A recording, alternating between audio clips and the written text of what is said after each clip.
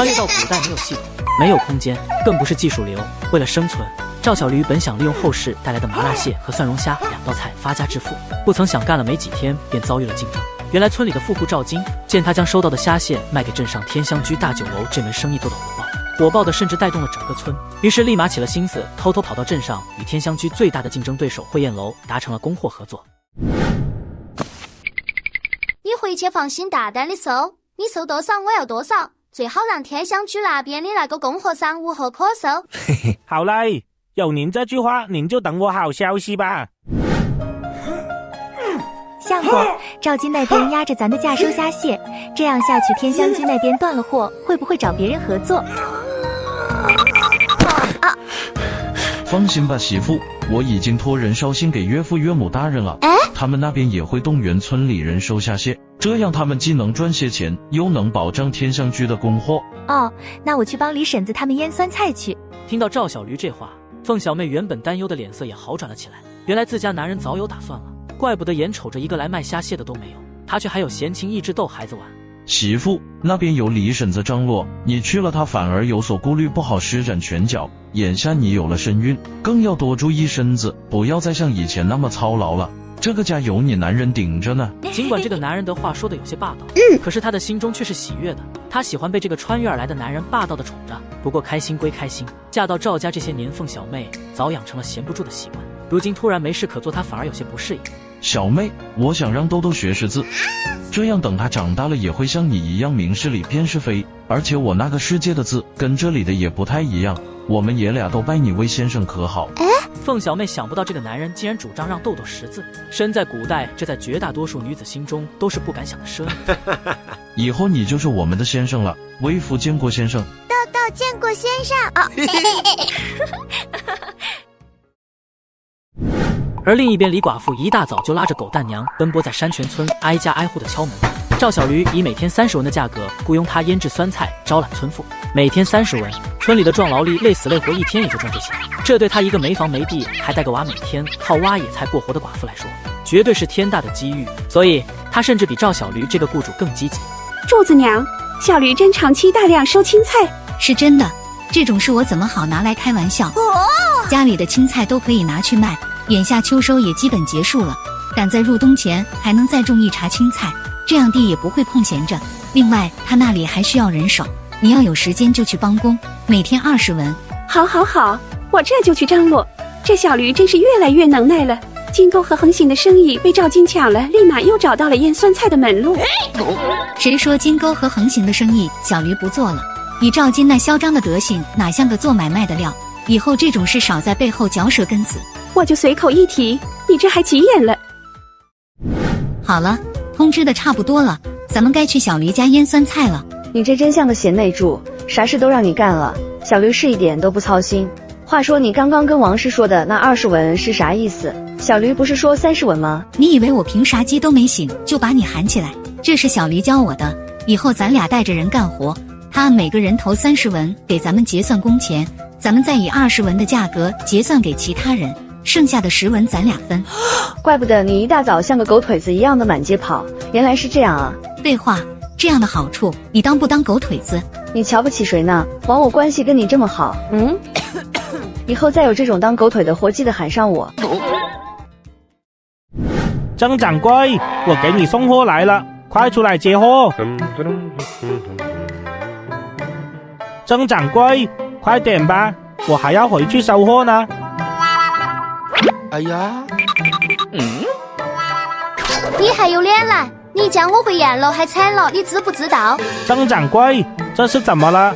我送你老母，你还好意思问我怎么了？你送的是什么货？为什么和天香居的不一样？而且我不是告诉过你吗？要尽可能的多收货，不要让天香居有货可卖。你他娘的为什么不听我的话？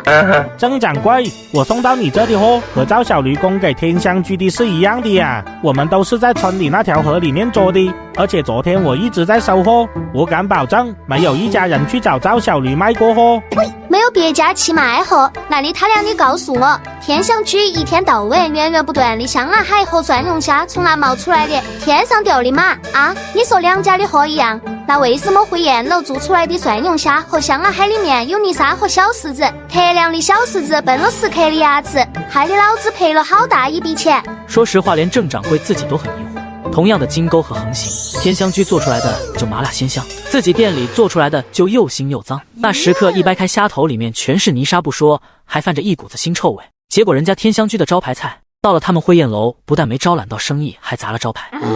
你得赔我回宴楼的损失，否则我就抓你去见官，说你滥竽充数，草菅人命。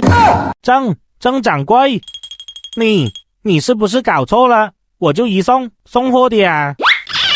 送你老母，这些话你去了衙门再说吧，到时候5桌1酒袍，你车上的货都知道你有没有带卖劣质食材了。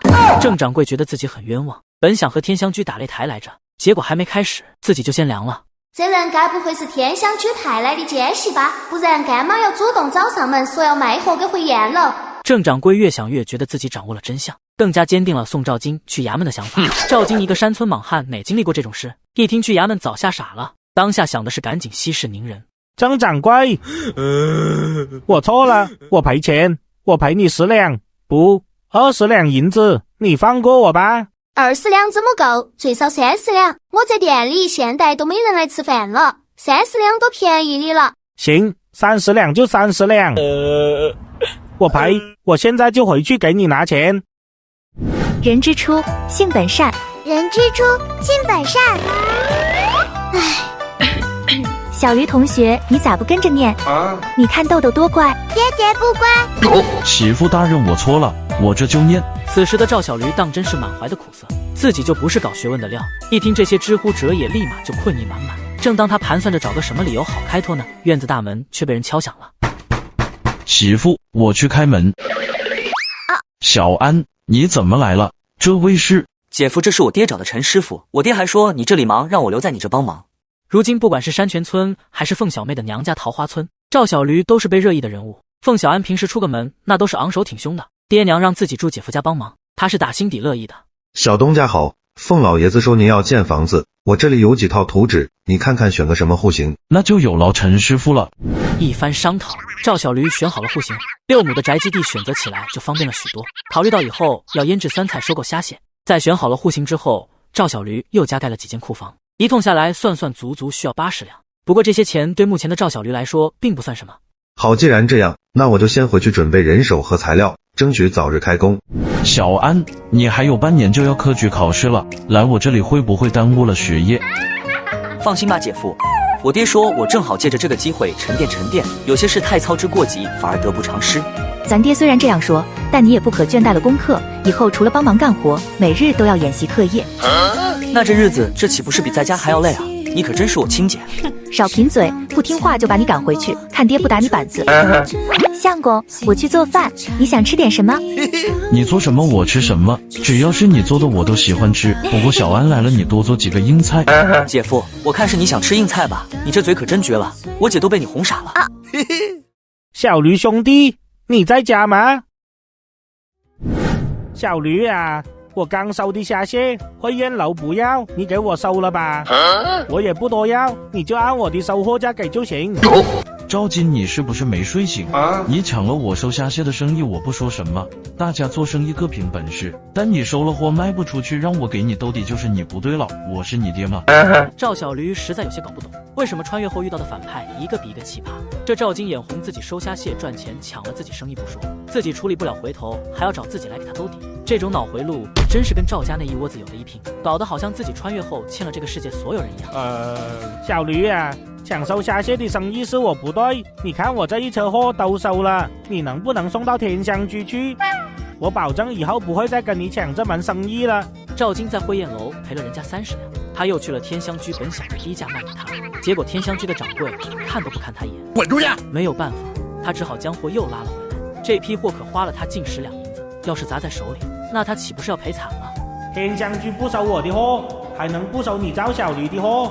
还有，你有钱你任性，你就算按黄金价收货，那也是你自己的事。另外天香居也用不到这么多货，你再想想别的办法吧。怎么可能？天香居生意那么火爆，怎么会不收呢？小驴，你帮我想想办法啊！他本来对赵小驴会收自己这一车货的事是满怀信心的，此时乍听人家不收了，一下子就急了。这真没办法，我也没有门路分销这么多货啊。你怎么会没有门路呢？要不这样，我把这批货按半价卖给你，你看这样可以吗？半价我肯定是给不到的，我顶多按我现在的定价收。听到这话，赵京都要哭了。收这车货，他整整支出去10两，上集在汇宴楼他已经赔了30两，若是这10两也赔了，那他爹娘还不得打断自己的腿？家里一共称个110来两，在村子里也算数一数二的富户，这可倒好，一下子砸进去40两。按你现在低价卖，我岂不是要赔死？我给的价已经很高了，你这一车货已经放了1天多，说不定有一些已经死了，价值要大打折扣。你这批货现在卖还能得1两多银子，可要是再过个1、2天，白送也没人要了。此时的赵京怀揣着刚刚从赵小驴那里卖货得来的1两又200文，忧心忡忡的他一路都在想着怎么跟爹娘交代。结果刚回到自家门口，就看到院里站着一大群村里人，他们个个提着桶，此时正在和自己的2个媳妇吵架。哎，赵金回来了。赵金，你婆娘怎么回事？我们提着金钩和横行来卖，他俩却说不收了。你要不收我们这么多货怎么办？就是，我们为了捉这些小东西，可是1中午都没有休息，你不会不收的对吧？说不收肯定是你大媳妇张氏私自做主的，就是为了压价。那怎么行？咱们村里街坊的，你可不能赚这昧良心的钱。我们为了捉这些金钩和横行可是下了功夫的。闭嘴！收购金钩和横行这门生意我不做了，你们去找赵小驴卖吧。啥？你不做了，那赵小驴呢？也能给和你一样高的价吗？你还想高价卖？没听上次狗蛋说的吗？他那金钩和横行都降价了，连原价都卖不上。那我们不卖给他，赵金，我们还是卖给你，你继续收吧，我们大伙都支持你。滚！支持你大爷！你算个啥物件啊？你支持老子就得收，你以为你是玉帝老儿金口玉言啊？而另一边，赵小驴将刚刚从赵金那低价收来的虾蟹送到了天香居。哎呀，赵小哥，我正准备去找你呢，那虾蟹的量不够用啊，能不能想办法多收一些？见到刘掌柜一脸的焦急色，赵小驴有些疑惑。按理说赵金抢自己生意的那段时间，有自己老丈人那边帮忙供着货，不应该缺货呀。刘掌柜，这几天我让大牛去我岳父家那边拉货，难道没来送？送是送到了，可是不够用啊。最近汇宴楼那边的主顾也都突然跑到我这边来吃饭，这人一下暴增香辣蟹和蒜蓉虾根本不够用。说实话，最近也有人来我这问我收不收虾蟹，全让我给打发了。赵小哥，我这货可全指望你呢。刘掌柜的话让赵小驴心中有些感动。都说做生意讲的是利益至上，像刘掌柜这种重信承诺的生意伙伴真的很难得。虽说签了供货公证，可人家真要收点别人的货，自己还能怎样？刘掌柜，我就是过来给你送下河蟹的，只是这里的货有点多，今天肯定消耗不完。太好了，卖不完没关系，可以明天卖，怕的就是不够用啊。很快卖完货收了钱，赵小驴离开天香居，一路直奔同济堂。他要去找顾北，好几天未见了。知道顾北是个吃货，所以此次来送货，他特意在家做了酱牛肉。今天他的心情很不错，谈好了盖房子的事，低价收了虾河蟹，自己的媳妇也越来越乐观自信，又得到李寡妇这么一个精明能干、心思坦荡的帮手。都说越努力越幸运，其实命运从不辜负积极乐观、心态端正的人。顾兄，你这是想哪家姑娘了？赵兄，你啥时候来的？我都站了半天了，就只见你专心致志的出神，怎么着？难道是17级被我喂了一波狗粮，想要娶媳妇了？赵兄开什么玩笑话？你那点狗粮还虐不死我。我最近得了一件神物，想着你或许用得上，刚刚是在盘算着什么时候去山泉村给你送去，所以出了神。一听这话，赵小驴有些意外。这顾北性情洒脱，向来心气很高，对于身外之物更是如此，能被他说成神物的定然不凡，关键还是准备送给自己的。赵小驴心中感动，虽说二人相识不久，可这份一见如故的情谊却是千金难求的。当下也不做作，笑着开口问道：能被顾兄说成神物的，我倒是相当好奇，究竟是什么好东西了？赶紧拿出来让我见识见识。赵兄稍后片刻。说完，顾北也不犹豫，跑回了内院。再回来时，怀里却抱着一个古朴的木盒。顾兄，这是什么？刚刚赵小驴猜想过很多种可能，但是却万万没想到顾北拿出来的东西竟然是这么个造型。面对赵小驴的好奇，顾北却是一脸的得意和神秘。赵兄，打开看看。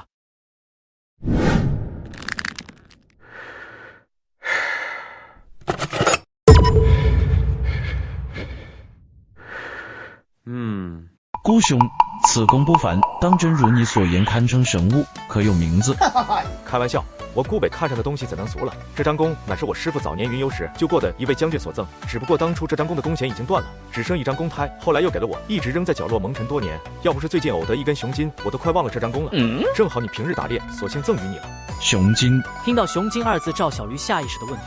其实连他自己都不知道为何顾北说了那么多，却单单对雄金二字起了兴趣。是这样。从顾北的口中，赵小驴得知，原来是最近山中出了一头疯熊，专拦过路的行人伤人。不过奇怪的是，这熊一通胡闹之后，却并不伤人。但纵使如此，还是吓得人们连连上报县衙。无奈县衙纠结了20多个好手，经过一番恶斗，终于是除掉了这头飞熊。后来仵作检验发现，这是头母熊，且乳水未断，想来应该是丢了幼崽，所以发狂。原来是这样。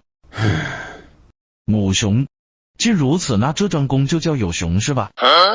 有熊氏，这名字当真是怪异。不过赵兄不要高兴得太早，这张弓可不是普通人能拉得开的，起码需要2担之力。听到顾北这话，赵小驴忍不住有些愕然。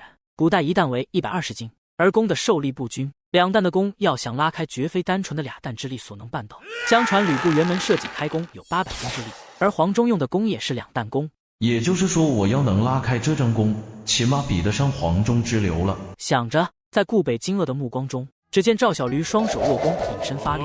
此刻的赵小驴面色冷厉，目光如炬，一声爆喊。原本笔直的弓弦在他的拉动之下，渐渐出现了弧度。顾北凌乱了，他想着赵小驴怎么也要练习一些实物才能拉开此弓，没想到对方一上手就来了个霸王开弓。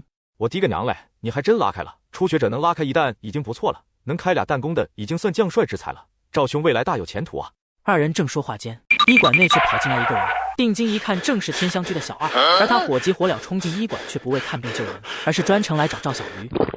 赵小哥，终于找到你了。找我？难道是刘掌柜有什么急事忘了交代？不是我家掌柜有事，是刚刚我看到上次与你吵架的那个姑娘正跟一个男子一起，我把这事告诉了掌柜的。掌柜的觉得还是跟您交代一声，所以我这一路追到了这里。听小二的一番话，赵小驴记起来了，在第19集的时候，曾在天香居门口遇到赵雪跟一个男的在一起，而那男的正是镇上刚来的那个焦刺绣的先生，孙秀娘的儿子。他喜欢跟哪个男的在一起，那是他的自由，我没那闲心去管他。小哥，那小子可不是好东西，我上次亲眼见他把自己的妾给卖了，我怕他是拍花子，所以跟您知会一声。什么拍花子？一听拍花子这3个字，赵小驴再也坐不住了。说实话，那赵雪死活跟他一点关系也没有，就那样的人，即使出了什么意外，赵小驴也不会因为自己做了他15年的大哥而有什么负罪感。但在他心中始终有个执念，人贩子都该杀。小二哥，你可知道那孙秀娘住在哪里？知道。待赵小驴按照小二的指示赶到孙秀娘住处时，却只见大门上挂着一把铜锁。见此情景，赵小驴的心忍不住又沉了一下。他连忙敲开旁边邻居家的门，询问是否见到孙秀娘。1个时辰前我见过他，还问他做什么去，他说去买菜，不过这都1个时辰了，按理说早该回来了。这话一出，赵小驴扭头就走。如今他要赶回山泉村去赵家确认一件事，如果赵雪真被拐了，那他不会坐视不理。前世他在孤儿院里唯一的玩伴，就是在上学路上被人贩子骗走的。虽然后来人贩子被绳之以法，但他的小伙伴却已经被卖了。等警方找到人时，已经过去了7年之久。彼时被挑断手筋脚筋的他，已经沦为了大山里的生育工具。而被解救的当天夜里，他就结束了自己的生命。贼老骗子，我愿用生命夺水，只为唾弃，只为不公。赵雪呢？回来了没有？哟，今儿刮的什么风，把你这尊大佛给刮到我家来了？我问你，赵雪呢？你找小雪干什么？在外败坏她名声还不够，还想追到我们家来欺负人？大，小雪早上就出去捉金钩和横行了，她没有去你那卖货吗？她从来就没到我那卖过货。不可能，她昨天还卖金钩挣了20文钱，怎么会没去过你那儿？此时的赵氏见赵小驴一脸的严肃，他的心忍不住咯噔了一下，加上想起前几日赵翠花说过的事，他的心突然没来由的慌了起来。赵大郎，你是不是将小雪藏起来了？你还我闺女！听清楚了，我现在叫赵小驴，还有你再这样胡搅蛮缠，就真见不到你闺女了。你什么意思？与此同时，山泉村另一边，你放心，我没有恶意，此人应当算是我的一位故人。哦，那你打听的这个人应该是赵小驴，请问你找他有什么事吗？赵小驴，赵小驴，原来这是他现在的名字。望着眼前的女子如同失神般，自顾自地喃喃重复着赵小驴这3个字。想起这人刚刚自称为赵小驴的故人，李寡妇又急忙补充说道：他以前不叫这个名字的，断亲后才改的名字。断亲？为何断亲？这赵家可不是个东西。提到断亲，李寡妇对赵小驴的遭遇既同情，也对赵家的无情愤怒，于是便将自己知道的前前后后讲了一遍。他这讲得咬牙切齿，却没注意到面前之人那面纱之后的脸色也逐渐变得阴沉如水。姑娘，可否告知那赵有福家在何处？就在村东头，他家门口有棵歪脖子树。不过如今小驴的日子好起来了，那赵家还是离得越远越好。你可千万别意气用事，给小驴惹了麻烦。多谢姑娘告知。人呢？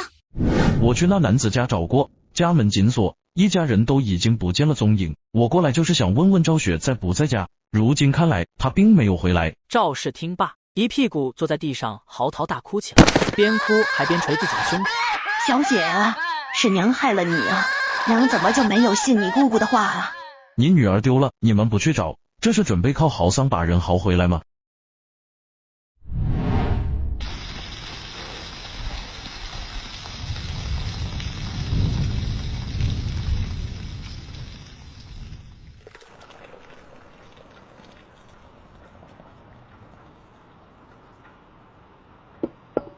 虽然孙秀娘母子这2个人贩子被抓住了，但是赵雪已经被人贩子从水路运走了，估计是追不到了。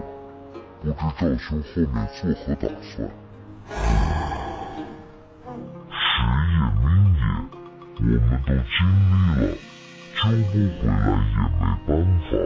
虽然对赵氏一家厌恶至极，但赵小驴还是愿意在抓孙秀娘母子的同时，顺带着救她。可让他专门跋山涉水去寻找赵雪的话，他不愿意。小妹和兜兜还在家等着我回去，我犯不着为了赵雪让他们在家担心。那明早我们在县城里逛逛，下午回去怎么样？听到顾北的话，想到傍晚他们进城时城内那荒凉的景象，赵小驴实在不知道有什么好逛的。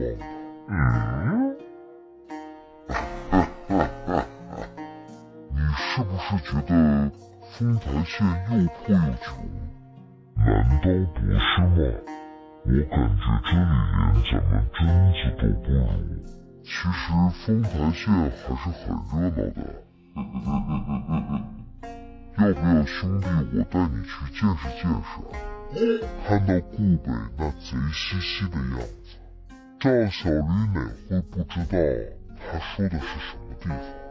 说来也是奇怪，这县城实行宵禁，但是烟花柳巷城那个地方一晚上都是灯火通明的。还是算了吧，我这3名选手连家里那位都还没伺候明白呢。赵兄，以前我特别欣赏你只钟情于一位女子，没想到你是有难言之隐的。看到顾北一脸的坏笑，赵小驴不淡定了。纵使他脸皮再厚，也架不住被人这么调侃。滚蛋！天下武功唯快不破，只要瞄得准，还不是照样能打中？你这是病，得治。跟你讲，我这还真有一个方子，绝对有奇效。要不你求求我，我给你治治怎么样？10至8月底，窗外阴雨绵绵，此时的雨水已经隐隐透着稀疏。而屋内却传出2个男人嬉笑的打骂声。男人之间的快乐有时候就是那么莫名其妙。这丰台县虽然破旧，但也有可取之处。光进城不收取入城费，这一点就为百姓节省了不少银子。而且刚刚抓孙秀娘母子报案，捕快很快就来了，可见这里的治安也是不错的。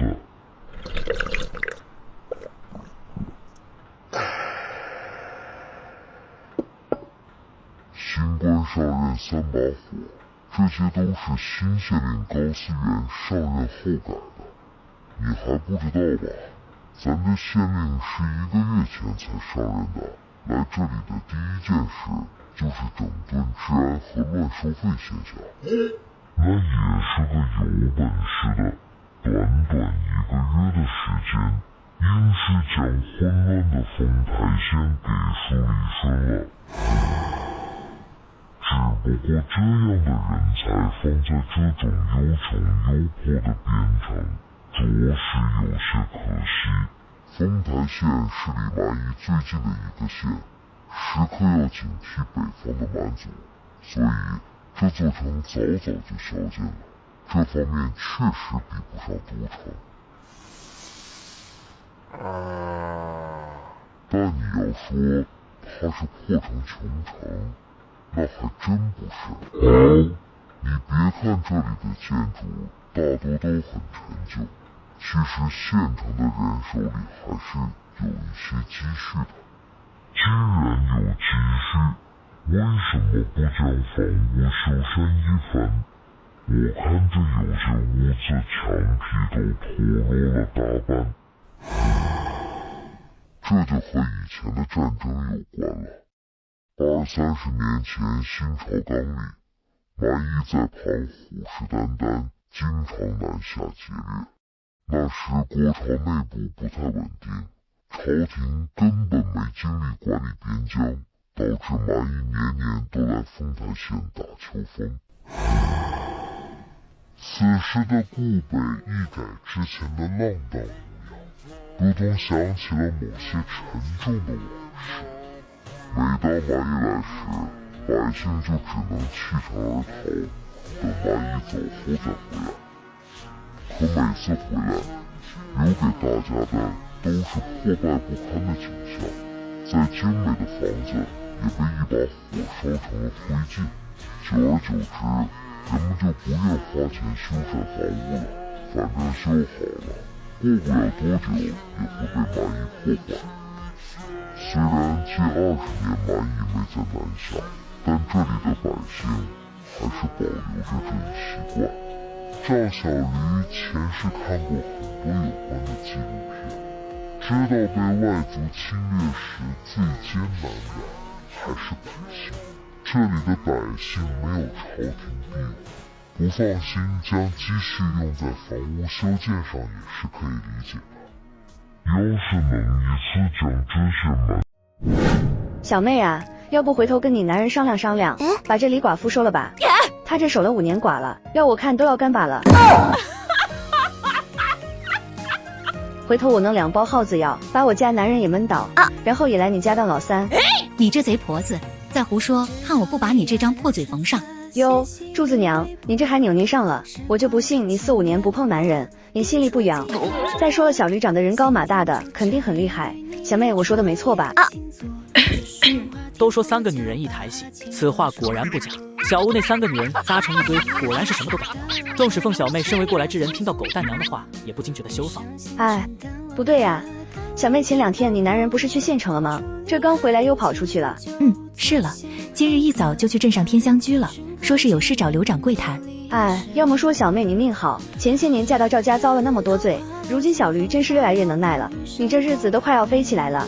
现在外面都说你是咱们村最有福的女人呢。就你话多。对了，小妹，前日赵大牛来打听小驴收青菜的事，我把具体的跟他讲过了，他不想跑客了，想着能不能跟着小驴长期做些活计。李婶子，这些事我相公交给你了，你自己做主就好，他相信你的能力的，放心大胆的去做就好了。哎呀，柱子娘，你这都快成驴家老二了，小驴现在对你是100个放心啊！滚蛋！与此同时，另一边，哪个缺心眼的在说我坏话？赵小哥，你这次来找我，难道是又研究出了什么新鲜的菜方吗？刘掌柜，这次可不是菜方，而是比菜方更有价值的东西。听到赵小驴这话，刘掌柜心中一震。要知道，赵小驴之前的2个菜方已经为天香居带来了可观的利润，使得他在东家那里备受重视，甚至还得到了主母的嘉奖和肯定。如果赵小驴这次带来的东西真如他所言能够创造更大的财富，那么自己若能成功促成这笔交易，那他刘掌柜在程家岂不是要起飞了？哎呀，赵小哥，你就别卖关子了，快告诉我吧，到底是什么好东西？刘掌柜，劳烦您拿一块厨子用的抹布。刘掌柜一听赵小驴想要抹布，虽不知道他葫芦里卖的什么药，但赵小驴要用抹布，他哪能真给找块厨子用的？要知道厨房油烟大，那厨子用的抹布简直就是从油缸里捞出来的一般，他怎好意思拿出来？小二，快去给赵小哥拿一块干净的抹布。等等，刘掌柜，我不要干净的抹布，给我拿块脏的，越脏越好，越油多越好。对了，顺道再接一盆热水来。掌柜见他神神秘秘，心下好奇更甚，抹布和热水很快就送来了。赵小驴一屁股坐在旁边的凳子上，然后从怀里掏出了一个油脂包，打开后里面是2块拇指大小的固体露了出来。见到此物，刘掌柜伸长了鼻子使劲嗅了嗅，结果预想中那神仙般的美味却丝毫没有，当下不禁有些失望，忍不住开口说道：赵小友，这就是你方才说的比菜方更值钱的东西，这东西狗都不吃吧？刘掌柜稍安勿躁，此物不是吃的，狗当然不会吃，等下且看这物件的神奇之处。说完，赵小驴不再解释，拿着手里黑的都看不出原本颜色的抹布，轻轻用手中之物涂抹，然后放在热水盆中一番搓洗。这怎么可能？见到赵小驴手中那块油的发黑的抹布，刘掌柜再也无法淡定了。能把这么重的油污清洗得如此干净之物，要不是亲眼所见，刘掌柜打死都不会相信这世间竟有如此奇异之物。这比皂角不知道好了多少倍，当真是奇物啊！刘掌柜一个生意人，在他眼中看到的可不仅仅是这肥皂的神奇功效，他看得更加的长远。赵小哥，这门生意实在是太大了，我可做不了主啊！你可不可以给我点时间，我去禀明少东家。赵小哥，咱们合作这么久了，你可一定要容我点时间，先不要去找别家谈这门生意。刘掌柜过滤了，如今咱们不仅仅是生意伙伴，在我心里您更是值得尊敬的大哥。您这份要求完全没问题，我等几天也无妨。哟呵，这一溜马屁拍的那叫一个响，可是听在刘掌柜耳中还就是舒坦。好，有赵小哥这句话，那某家就放心了。一番交涉皆大欢喜，在刘掌柜的热情相送下，赵小驴走出天香居，驾着牛车径直赶向桃花村，也就是他岳父家。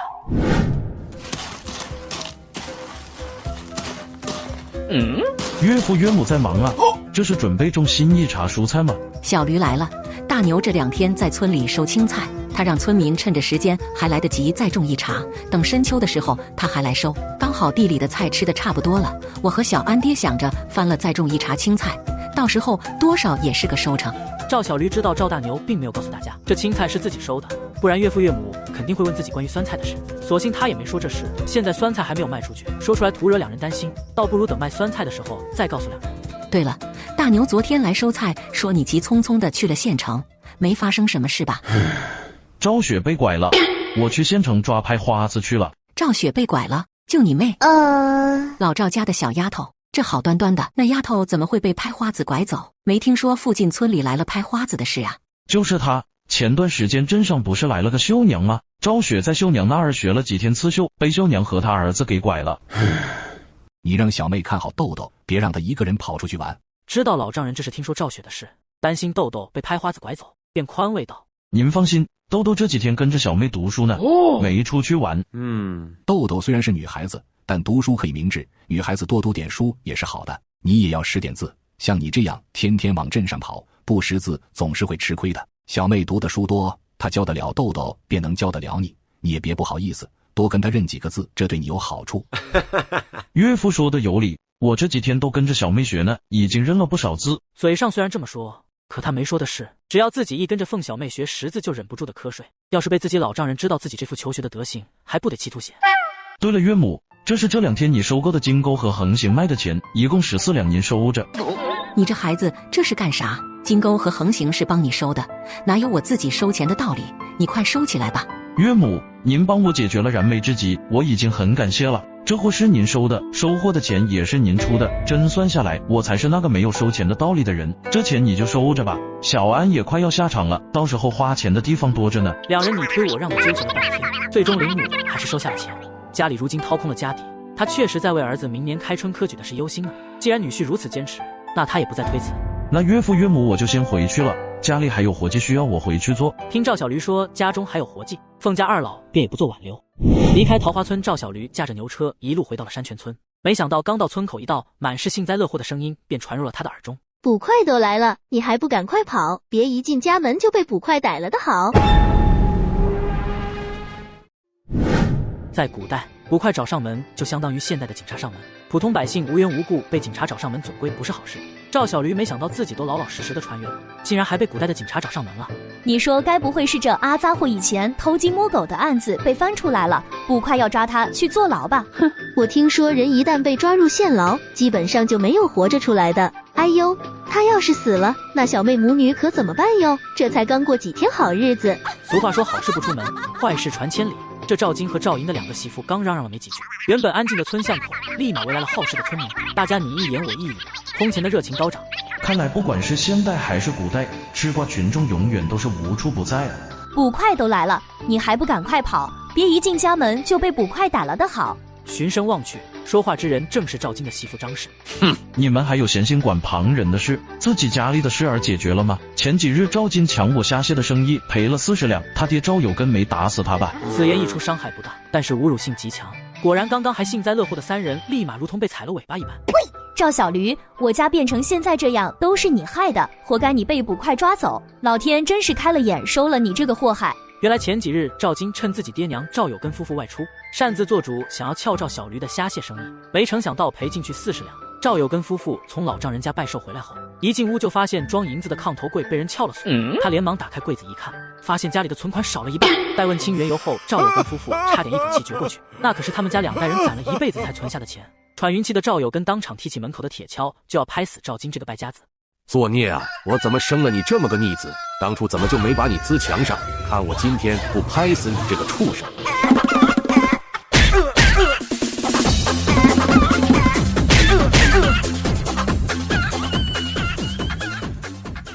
赵小驴，要不是你我公公，也不会嚷着要把我们一家分出去。你倒是给村里人做了个好榜样，真是一粒屎坏了一锅粥。哎呦，你这一说还真是，你男人赵金学着我收虾蟹，你公公学着我分家，你们这一家这么崇拜我干什么？赵小驴，你个没儿子的绝户，就你肚子里那点歪水，谁稀罕跟你学？切！回头蹲了县衙大牢，看你还怎么嚣张！你还是操心赵金兄弟俩分家的事吧，总不能2家5口一辈子就这么生活在一起吧？还有我起码有个女儿，倒是你们妯娌俩嫁到赵家有5年了吧，连个蛋皮都没下，还有脸说我？赵小驴，你说谁绝户呢？信不信老子将你那2条还没长好的狗腿再给你打断？赵银原本蹲在一旁看笑话，听赵小驴这么说，他吐掉嘴里叼着的狗尾巴草，站起来怒气冲冲的拿手指向赵小驴。没有孩子一直是赵银心中的一根刺，随着时间的推移，这根刺在他心中越扎越深。赵小驴阴阳他是绝户，这怎能让他不火冒三丈？相公，赵小驴说咱是绝户，你快锤死他！孙氏见自家相公来了脾气，腰杆子立马也跟着硬了起来。你个没用的娘们儿，快闭嘴吧！哼，不信。哼。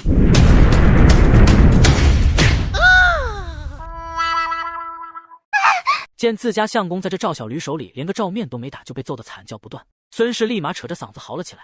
赵小驴，捕快现在就在你家，我要去告你故意伤人。来，坐我车上来，我拉你过去，要打我奉陪，要告我现在就去，老子还有事没空跟你们在这打嘴炮。赵小驴这番话一落，原本还叫嚣的孙氏立马消停了下来，包括周围看热闹的村民也都静了声。刚刚的一番场面让他们又将遗忘许久的那个泼皮赵小驴记了起来。哼，都没事了是吧？没事，老子走了。说完，赵小驴驾着牛车慢悠悠地向自家走去。说实话，捕快上门他并不担心，自己没做什么亏心事，也不怕那啥敲门。到家门口时，看到何捕头带着2个捕快在院里喝水，凤小安正拿着茶壶在给几位添水，李寡妇和狗蛋娘一边腌酸菜，一边拿眼偷瞄3人。柱子娘，你说这几个官老爷不会真来拿小驴的吧？闭嘴，少嚼舌根子，没看到人家还拿着牌匾吗？你家捉人还送牌匾？不知何捕头远道而来，实在是失礼。赵兄客气了，我今天是奉高大人的命来给你颁发奖励的。你们俩傻站着干啥？赶紧把牌匾给赵兄抬上来。赵兄，这可是高大人亲笔提名的，大人上任1月有余，这是颁发的第1块牌匾，你小子可真让人羡慕啊。小子不才，感谢高大人厚爱，也劳烦几位大哥来我这跑一趟。只是不知高大人为何要奖给我这副牌匾。你前天夜里帮忙抓到的孙秀娘母子俩，经过县衙一夜的审理，发现他们俩是流窜于灵川州一带的拍花子。这2人已经通过各种手段拐卖了10来个女童。你这次是给咱们县除了一个大祸害啊！闻言，赵小驴之前的兴奋顿时当然无存。10来个女童被拐，一想到当初自己刚穿越过来时，看到豆豆那被泪水打湿、充满委屈与恐惧的小脸，赵小驴的心中痛如刀割。那些被拐的孩子还能找回来吗？孙秀娘母子俩很聪明，他们拐的都是偏远地区的农家孩子，这样的家庭父母并不在意孩子的丢失，所以几乎没人报案。民不告，官不究，官府没办法跨县去寻找被卖的孩子，所以赵小驴心中悲哀。这个时代的百姓并不在意女孩的生死，拍花子就盯紧了这一点。正是因为大人不在意，这群人才会如此猖獗。赵小驴不敢想这些被拐走的孩子，在这个重男轻女的古代，迎接他们的会是怎样凄惨的命运。赵兄，莫要难过了，自己的父母都不在意，外人再怎么上心，也只是徒增神伤。眼下天色已晚，我等也该回去复命了。与此同时，另一边，孙氏扶着被揍得龇牙咧嘴的赵莹，正恨声抱怨：这赵小驴当真是个混不吝的，只盼去他家的那几个捕快赶紧将他带走了的好。还不是怪你这个没用的婆娘，你要给我生个1男半女的，谁还敢拿这事嘲笑老子？赵莹一番话顿时让旁边的孙氏心虚的噤了声。赵家在山泉村怎么着也是数1数2的富户，她嫁到赵家这几年日子过得是相当惬意，美中不足的是肚子一直不争气，这让她缺了不少的底气，否则自己还不得蹦到天上。不行，今日被打这口气，我说什么也咽不下。相公要不算了吧，那赵小驴人高马大的，咱手里既没有他什么把柄，打又打不过。听到自家相公还要去找赵小驴的麻烦，孙氏立马担忧了起来，忍不住出言相劝。他是真怕自家男人去找麻烦再被人家打一顿。如果你们真想报这一箭之仇，我倒是可以帮你。有福叔，你刚说帮我们报复你儿子赵小驴。见来人正是与赵小驴断了亲的赵家之主赵有福。赵银凌乱了，这赵有福就算与赵小驴断了亲，可那打断骨头连着筋的血缘关系是断不了的。报复赵小驴这话从他嘴里说出来，当真是震碎了赵银的3观。谁说他是我儿子？我儿子赵大郎早就被现在这个赵小驴害死了。他现在是被邪祟上了身的妖物。赵小驴根本就不是原来的那个人，他是被精怪附了体来咱们村子害人的。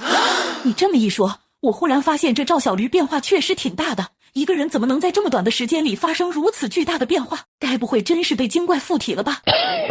哎呦，若真是精怪附体，那咱可得举全村之力将他给烧死，否则他祸害了全村可怎么办？俗话说造谣一张嘴，辟谣跑断腿。村里几个好事的妇人一听赵金赵银媳妇的话，立马觉得甚是有理，甚至连原本在赵小驴家腌酸菜的几个妇人也为恐避之不及的从院子里跑了出来。那架势好像但凡跑慢一点就会被什么妖怪生吞了一般。哼，我说赵银媳妇，小驴改邪归正本是好事，怎么到你嘴里就变成精怪附体了？我看你是嫉妒人家现在能耐了，故意诋毁人家，你还要怂恿村里人烧死人家，这么恶毒的心思，你还是个人吗？我看你更像个披着人皮的精怪。还有你们几个在小驴家帮工这些日子，人小驴可曾拖欠过你们1日工钱？做人要讲良心，莫做那听风就是雨的墙头草。村里人都惧怕精怪，若是谁被当成精怪，众人必定会倾全村之力将那人给活活烧死。10几年前，隔壁村里有一个人就是这样被活活烧死的。当时这件事传遍了10里8村，这赵银媳妇不可能不知道，但她依然将赵小驴的改变说成是精怪附体，这分明是想置赵小驴于死地啊！如今李寡妇跟着赵小驴讨生活，再也不用带着孩子靠挖野菜苟活了。一听有人要置赵小驴于死地，立马像炸了毛的母虎。我说李寡妇，你不能因为自己在赵小驴这儿做活，就违心的说赵小驴没有被精怪附体，你这样会害了全村人的。怎么可能？你看他像是精怪附体的样子吗？人家的精神看起来比你我都正常。可要不是精怪附体，他怎么会有这么大的变化？不仅不打婆娘和孩子了，还学会了怎么做生意。就是以前咱都不知道金钩和横行能吃，可一夜之间，赵大郎不仅知道了这2种虫子能吃，还做起了贩卖金钩的生意。还有他现在腌制的酸菜，我听人说即使用了和他同样的料，腌出来的酸菜也比他腌的味道差很多。要不是精怪附体，两者之间怎么会有如此大的差距？好像也是哦。听说他之前喝醉酒摔了一跤，醒来后就开始性情大变的，不会从那会儿开始就已经被精怪附体了吧？众人你一言我一语，原本就摇摆不定的几个妇人一听赵金赵银媳妇说的，还真是有鼻子有眼的，当下又忍不住开始动摇，有几个甚至还跟着一起附和起哄。在他们心中不会记得赵小驴为自己提供了赚钱机会的恩情，他们只会不平，凭啥自己要给一个过去游手好闲的混子做帮工？如今有人起哄，立马勾起了他们心底一直被压抑的阴暗。我说赵金赵银媳妇，你们俩出门是忘了穿裤子吗？把那2张恶心的嘴皮子露出来，带着别人这一顿喷。你们家那俩男人没本事就这么损别人，你说人家是精怪附体，我且问你，你是亲眼看见了还是怎么着？哼！还有你们这些个墙头草，谁不知道赵金赵银跟赵小驴有过节？人家婆娘出来都罢2句你们就信，你们不长良心也就算了，连脑子也没长。在场的你们哪家没有从小驴这里赚到过银子？一个精怪不但不害人，还带着村里人赚钱。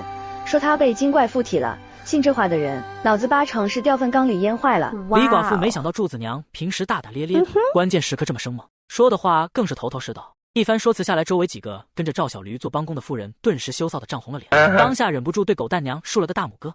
我信，我相信他就是被精怪附体了。此言一出，原本逐渐被控制的场面再次炸裂。只因说这话的人正是赵小驴断亲之前的母亲赵氏。这赵氏以前可是赵小驴的亲娘，她后来和赵小驴断绝关系，有没有可能是因为发现赵小驴已经不是自己的儿子了？8成是这样的，要不然身为父母的怎么会忍心和儿子断亲？真有古事诡逆。此时的赵氏一改之前手脚麻利的灵巧劲，被自己的儿媳妇小赵氏搀扶着，只见她满脸的悲痛之色，身子佝偻，脚步蹒跚，如同一个痛失爱子的风烛老人。大郎啊，我的儿呀，你死得好惨呐！娘早就发现你被人夺了身子，娘不想认杀人凶手做儿子，这才和这只占了你身体的精怪断亲的。如果你泉下有知，一定也能理解娘的无奈吧。娘，您别伤心了，大哥他一定能理解你的。好好好，娘不伤心，只是这精怪害了大郎的性命，绝不能再让他害其他人。各位乡亲，这只精怪害死了我儿，我绝不允许他再用我儿的身子害大伙，咱们一定要齐心协力将精怪烧死，以免他继续为祸村里。原本就不嫌事大的几个村民一听这亲娘都站出来指证了，赵小驴被精怪附体，这是8成是没跑了。当下有人跟着义愤填膺的嚷了起来：烧死他，不能让他为祸乡里。赵小驴呢，滚出来受死！他怕不是听说自己身份败露提早跑了吧？闭上你的狗嘴，再敢逼逼，信不信老娘打碎你一口狗牙？赵老婆子，你说小驴是精怪附体，拿出证据来。小驴不在家去镇上了，今天我就站在这里，我看你们谁敢踏进这个大门。还有我，贼婆子，你说你是因为发现小驴是被精怪附了体，才和他断的亲，那么你当初为什么不告诉村里人？若他真是精怪，你不告诉大家这件事，岂不是想眼睁睁的看着大家被害死？你安的什么心？赵氏只是为了给断亲这件事找个体面点的借口才这么说罢了，你们还真信啊？要我说，这老逼凳子定是为了某图小驴的家产。今天我赵大牛在此，谁敢踏前一步，不要怪老子锤死丫的。面对几十个好事者的叫嚣，3个人就这么倔强地堵在赵小驴的家门口，3道倔强的身影如山如月，更如怒视群狼的猛虎。你放屁！我才不是为了他家财产这么说的，他就是精怪，我和我儿子朝夕相处，难道还不知道他是不是我儿子吗？对呀，赵大牛，你还是不要管闲事，害了一村人，人家亲娘说的话那还有假？娘，我怕他们为什么想要烧死爹爹？豆豆乖，记住不管别人怎么说，他是世上最好的爹爹，他也是唯一不图回报一心一意爱着你的男人。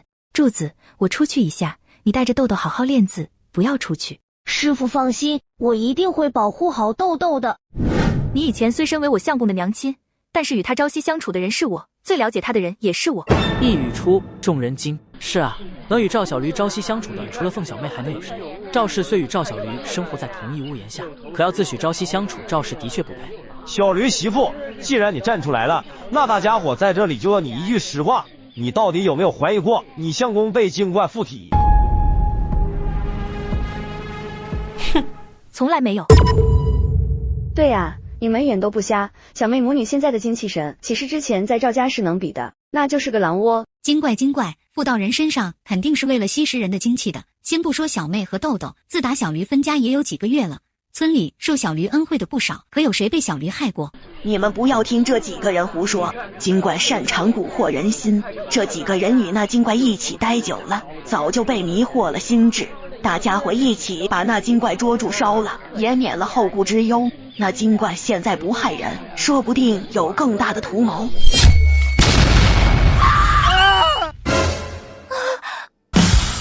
逆着风，扬着帆，那才是远方。今日谁敢踏前一步，杀！贼妇，你可还记得我？大人，老身记得，求大人饶命啊！我且问你，赵小驴可是被精怪附身？不是，是我鬼迷心窍，信口雌黄。哼，滚！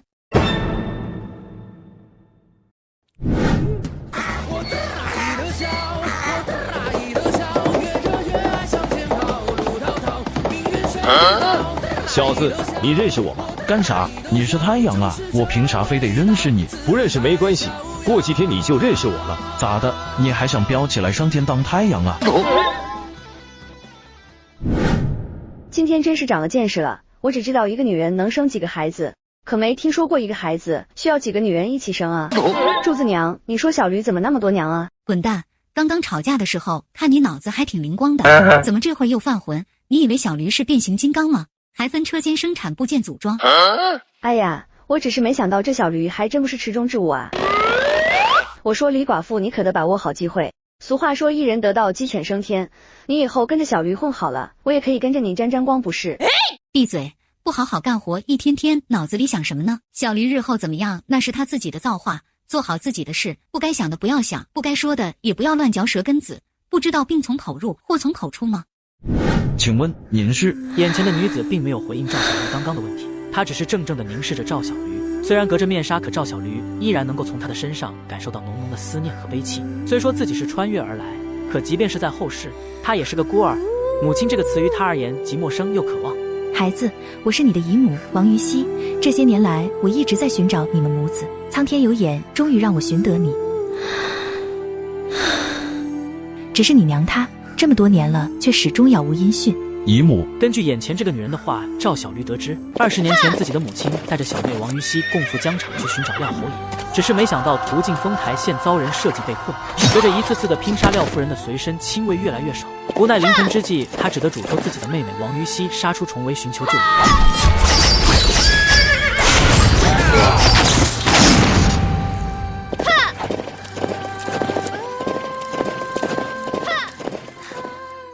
这些年来，他一直隐姓埋名，深居简出，除了寻找姐姐母子，也在暗中调查当年设计之人。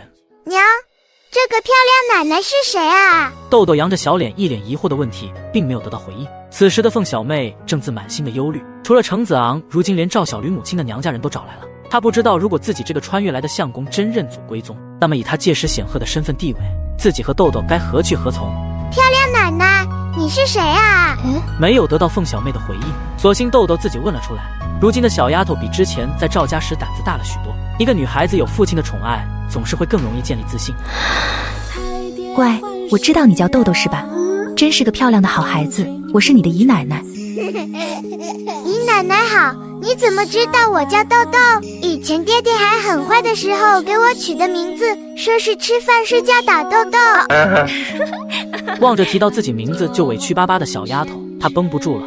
都说隔辈亲，望着怀里的小丫头，她的鼻子酸酸的。快20年了，她多想告诉自己的姐姐，如今自己找到了她的儿子，而且她还有一个可爱的孙女。孩子，你们之前在赵家那些年受苦了，可笑我找了你们这么多年，竟然没有想到你会被托付给这家人，我早该想到的。姨母，这赵有福一家跟我母亲究竟有何渊源？听到自己这个姨母刚刚的一番话，赵小驴忍不住好奇。之前他曾推测过原主被寄养在赵家的原因，可那毕竟只是猜测。当年强敌环伺，你母亲即将临盆，他担心没精力照顾你，而那赵氏孕期与你娘相近，于是便招了他，准备做你的奶育。只是没想到我走后发生了那么多的事。原来那赵氏知道我的身份。他并不知道，当初虽然招了他，但那时你母亲还没生产，那赵氏也没见过你的母亲，更不知道你母亲的身份，他只见过我和你母亲的一名亲卫。望着眼前这个身为姨母的女人，赵小驴从她的情绪中感受到了什么叫姐妹情深。为了寻找自己的姐姐，他放弃了自己的生活，20年隐姓埋名，背井离乡，这岂是一般人能够做到的？我知道程家人找过你了，现在的你还没有自保的能力，而我目前还不能暴露。你母亲至今没有音讯，当年构陷我们的幕后黑手还没有查清。待我走后，你要步步为营，提防有心之人，切不可过早暴露了自己。姨母珍重，我都记下了。赵小驴知道眼前女子的执念，今日是相识也是离别，而自己能做的就是不要给真正在乎自己的人找麻烦。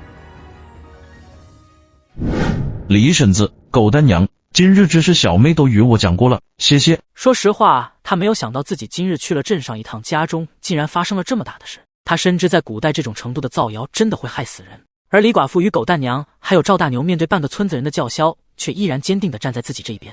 小驴客气了，真要说谢谢也是该我说。想我一个寡妇带着孩子苟活于世，每日睁开眼等待我的只有无尽的绝望。我甚至从来都不敢想自己有朝一日不会再为一日三餐发愁。如今我们娘俩不但能吃饱，小柱还能跟着小妹学识字，此份恩情于我而言大过天地。是啊，小驴子太客气了。我虽不如小柱娘明事理，但也不傻。今日那群人明显就是故意在找茬，我心里亮着呢，眼睛更不瞎。入夜，农历8月14，夜空中的月亮在群星的映衬下显得格外的皎洁。房顶上夫妻2人静静地依偎在一起。小妹，今日只是委屈你了，想不到招金招银的2个婆娘居然与赵家勾结在一起陷害我。不过他们说的也没错，严格来说我还真是精怪上了身。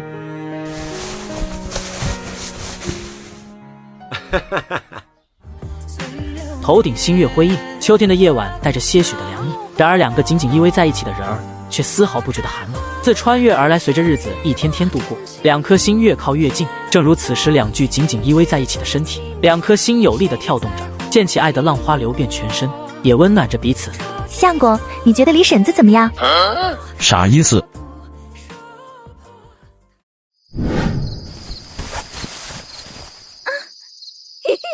媳妇，我来了。轻点。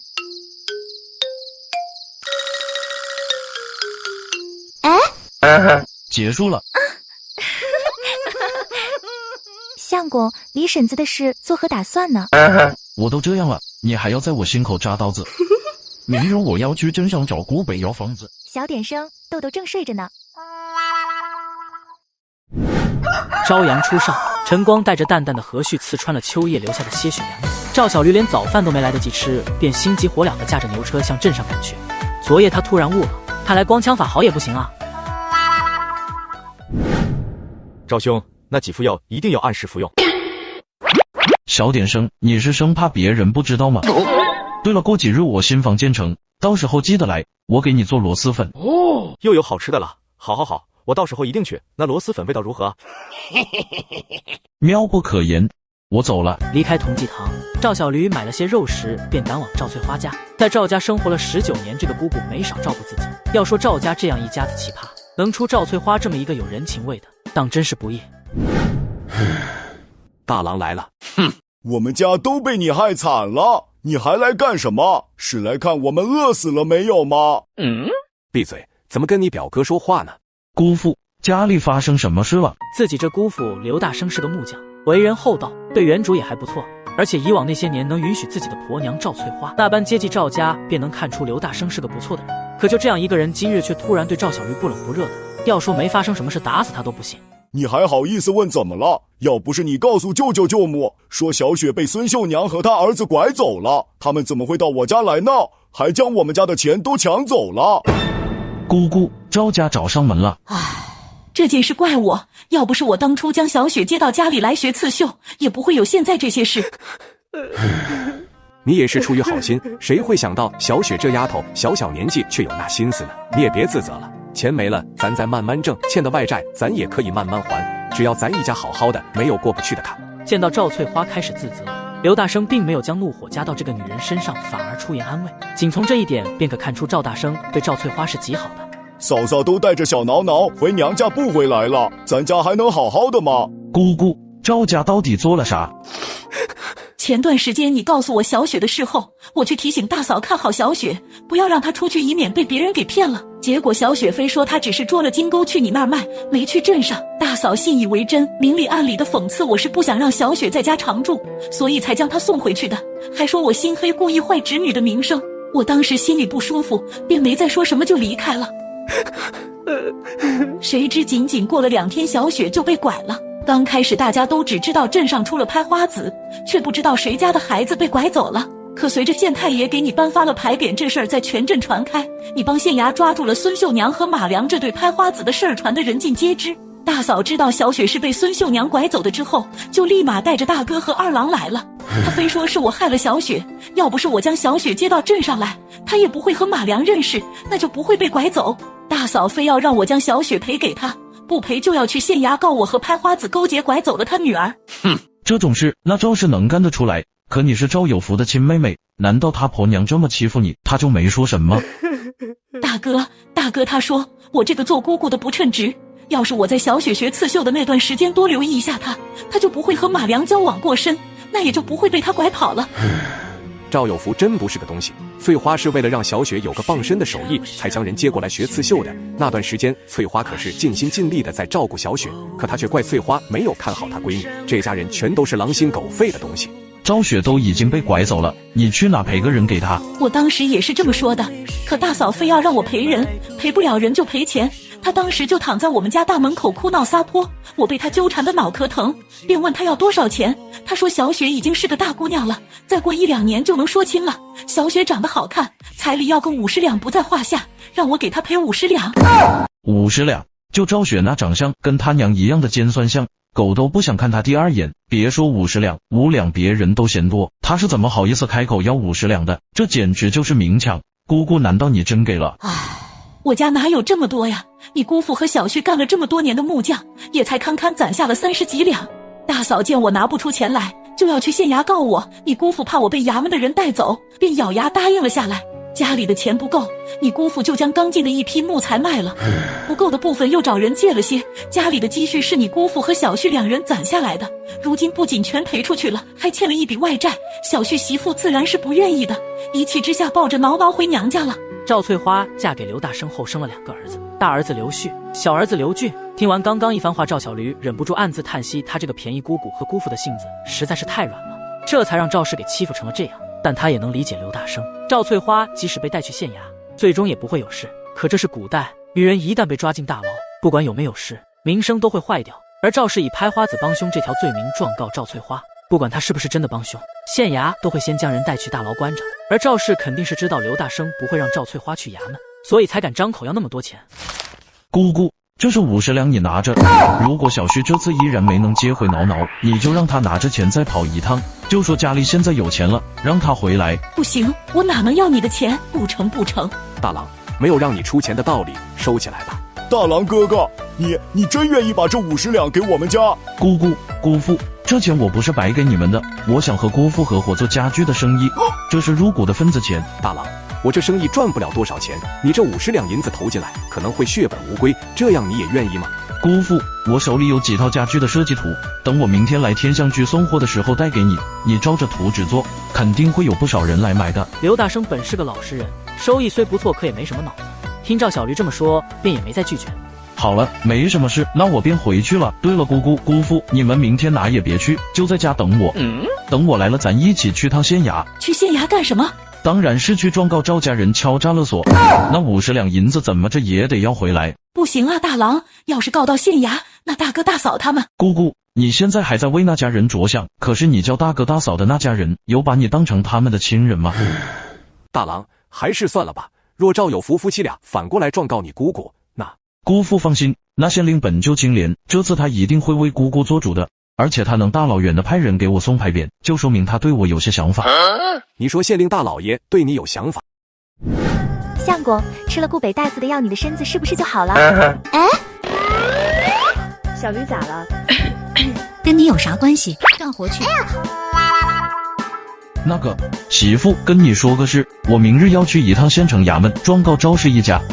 说着，赵小驴便将赵氏一家如何借着自家女儿赵雪被拐的事敲诈自己亲妹妹的过程讲了一遍，直听得凤小妹唏嘘不已，同时也为赵家的疯狗行径感到担忧。你状告那赵氏一家，他们会不会缠上咱家？毕竟他们连自己的亲妹妹都讹，咱们虽然跟他们断了亲，可我还是有些担心。你猜他明知道是我帮县衙抓了孙秀娘母子，却没有追回赵雪，他为什么不来家里跟我闹着要人？为啥？说实话，连凤小妹都感到奇怪。按照赵氏那种刁蛮的性格，在得知了赵小驴明明抓住了拍花子，却不救他们的女儿这事，肯定会闹上门。但是这些日子过去了，他们却一点反应都没有。看到那个了没？他不敢，他现在也就敢跟着大家起哄，让他来家里闹，他就算不怕我，也怕门上的那块牌匾呢。哦，我家相公就是厉害，得了这么快护家匾额，都不怕难缠的人上门闹了。现在觉得你家相公我厉害了，不嫌弃3秒了吗？一句调侃，凤小妹顿时羞红了脸。虽说这个男人总是动不动的调侃自己，但直到目前为止，她还是会因为这些大胆的话感到羞臊。当然心底也总是有那么一种隐隐的欢喜，这个男人是在乎自己的。小驴不好了，咱们被针对了。原本温馨暧昧的气氛突然被一道突如其来的声音打断了。不用看赵小驴也知道是谁，一听那充满海绵宝宝味道的个性声音，他就知道是赵大牛。不过见赵大牛一副火烧眉毛的样子，当下心中一惊。海绵宝宝，你遇到什么事了？你们人有没有事啊？不是你想的那样，我们都没事，但是收购青菜遇上了麻烦。听赵大牛说人没事，赵小驴当下松了一口气。如今5个人在外帮自己收青菜，要是他们人出了什么意外，赵小驴的内心是过意不去的。在他心里赚钱固然重要，但也要建立在人平安的前提下。人没事就好，看你这火急火燎的，到底遇到了什么事？昨天早上我在别的村子收青菜的时候还好好的，但是下午有人过来说他也收青菜，而且比我出的价格还贵1厘。村民听闻便纷纷将菜卖给了他，我也没有在意，想着这里收不到我就去其他地方收。可你猜怎么着？那人居然也跟了上来，我去哪他就跟到哪。随着赵大牛的解释，赵小驴知道了，这是有人在故意针对自己，为的就是让自己不能按时完成酸菜的订单。不过他一个后世穿越而来的人，虽然没系统没金手指，但是他自信自己的智商绝对是碾压这里大部分人的，想着便心生一计。大牛，你这样收青菜喽，8厘1斤。收青菜喽，1文1斤。1斤青菜1文5厘，有多少收多少。1斤青菜2文，有多少收多少。熊二，多替我们收点。扔下这句话，赵大牛满脸戏谑地赶着牛车转身离去，只留下一脸懵逼的叫嚣者，茫然地盯着赵大牛远去的背影。